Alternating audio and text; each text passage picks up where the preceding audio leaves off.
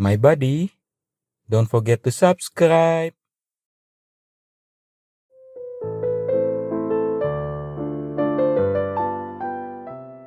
Good morning, my buddy. It is a beautiful day for an awesome story. Enjoy!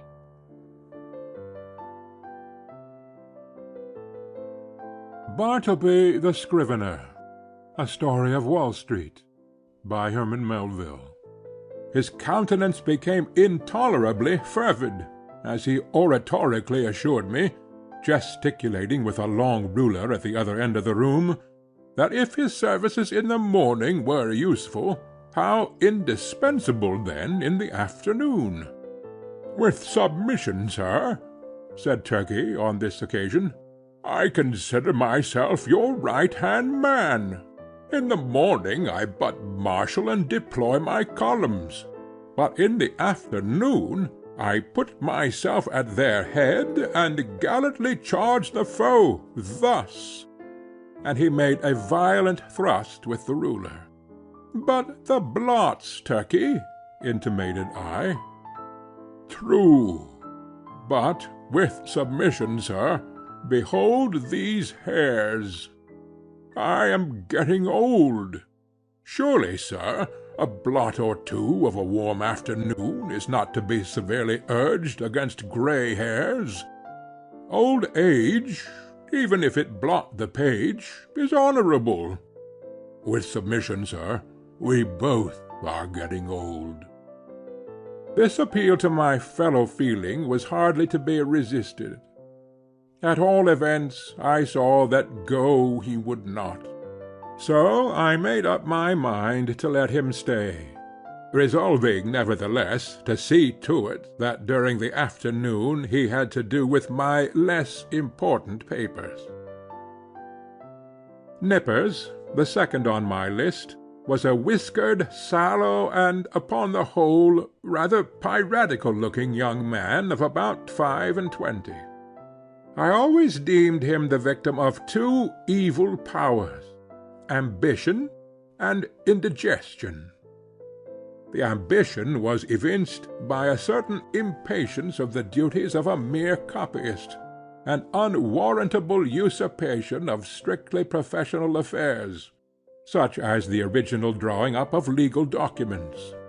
The indigestion seemed betokened in an occasional nervous testiness and grinning irritability, causing the teeth to audibly grind together over mistakes committed in copying, unnecessary maledictions, hissed rather than spoken in the heat of business, and especially by a continual discontent with the height of the table where he worked. Though of a very ingenious mechanical turn, Nippers could never get this table to suit him. He put chips under it, blocks of various sorts, bits of pasteboard, and at last went so far as to attempt an exquisite adjustment by final pieces of folding blotting paper. But no invention would answer. If, for the sake of easing his back, he brought the table lid at a sharp angle well up towards his chin, and wrote there like a man using the steep roof of a Dutch house for his desk, then he declared that it stopped the circulation in his arms. If now he lowered the table to his waistbands, and stooped over it in writing, then there was a sore aching in his back. In short, the truth of the matter was, Nippers knew not what he wanted. Or, if he wanted anything, it was to be rid of a scrivener's table altogether. Among the manifestations of his diseased ambition was a fondness he had for receiving visits from certain ambiguous-looking fellows in seedy coats, whom he called his clients. Indeed, I was aware that not only was he at times considerable of a ward politician, but he occasionally did a little business at the justices' courts, and was not unknown on the steps of the tombs.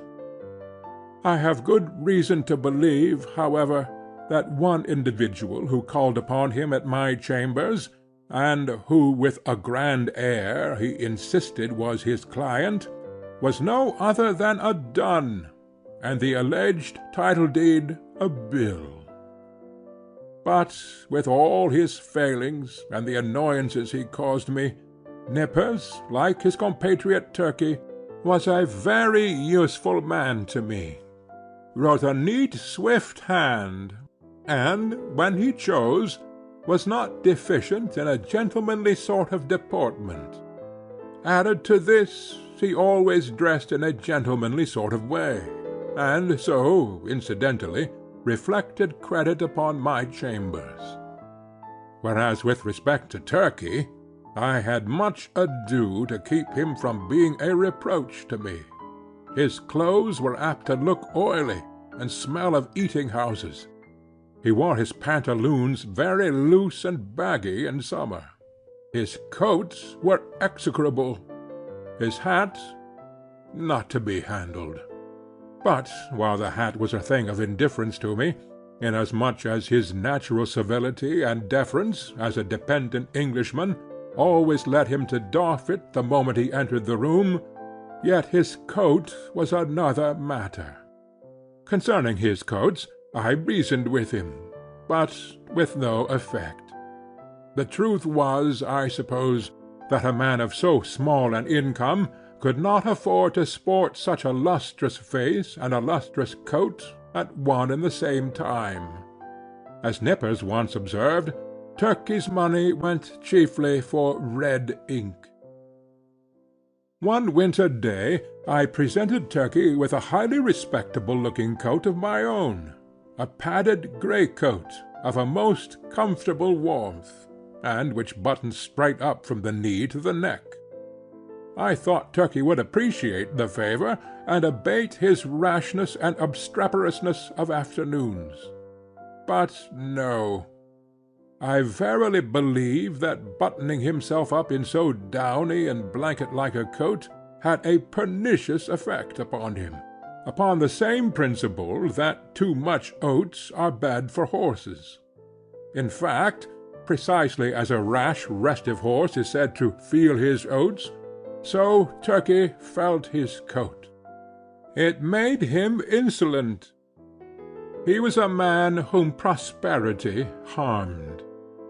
Though concerning the self-indulgent habits of Turkey I had my own private surmises, yet touching Nippers I was well persuaded that whatever might be his faults in other respects, he was at least a temperate young man. But, indeed, nature herself seemed to have been his vintner, and at his birth charged him so thoroughly with an irritable brandy-like disposition that all subsequent potations were needless.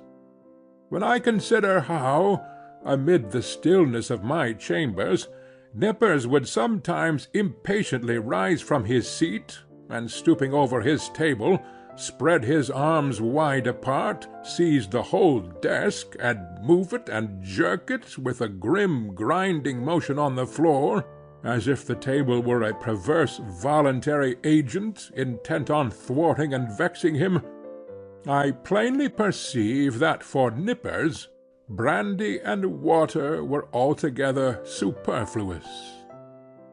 It was fortunate for me that, owing to its peculiar cause, indigestion, the irritability and consequent nervousness of Nippers were mainly observable in the morning, while in the afternoon he was comparatively mild. So that Turkey's paroxysms only coming on about 12 o'clock, I never had to do with their eccentricities at one time. Their fits relieved each other like guards. When Nippers was on, Turkey's was off, and vice versa.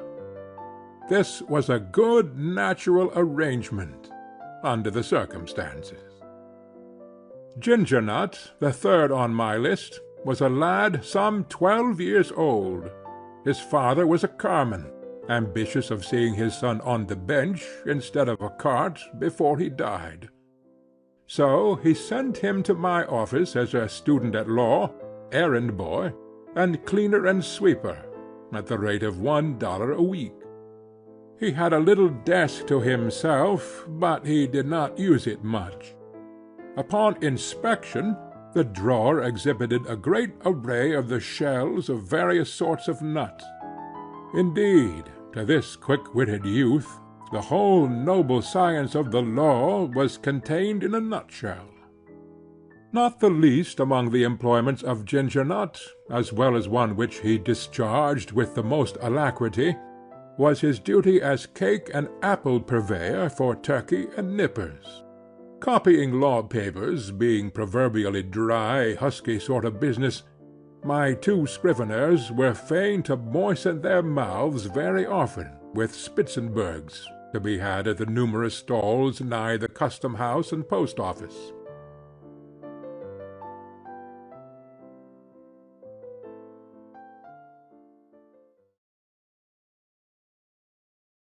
That is it for today.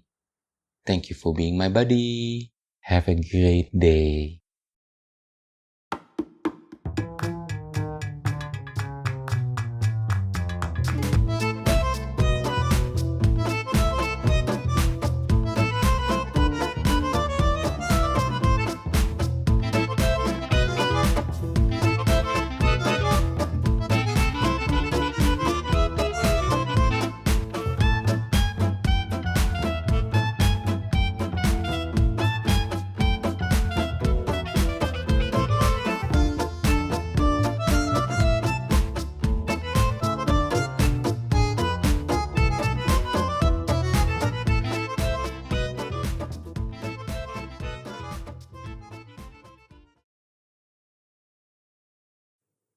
My buddy, don't forget to subscribe.